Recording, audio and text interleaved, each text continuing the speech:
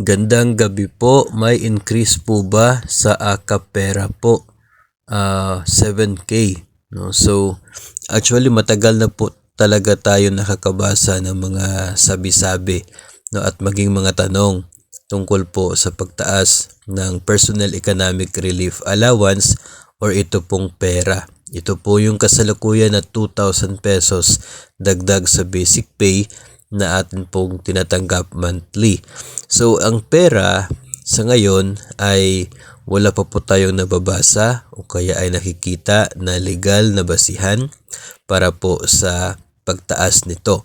Marami pong bills na atin po nakikita sa Senado man o kaya ay sa House of Representatives. Lahat po, no, marami sa mga nun ay intended para taasan ito pong pera na ito. Meron pong gustong gawing 3,000, 4,000, 5,000, and even 10,000 na pera monthly.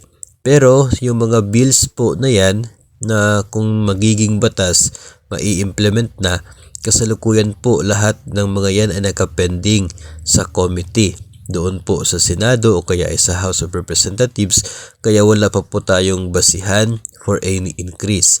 Maliban na lamang siguro kung bigla pong maglabas ng order ang Pangulo, no, for an increase sa pera, baka yun po ang maging susi para sa increase. Pero sa ngayon ay wala pa pong legal na basis for that, kaya wag muna nating asahan na matatanggap yung mas mataas po na pera pagdating ng 2025 dahil wala pa po tayo nakikita na legal basis for pera increase.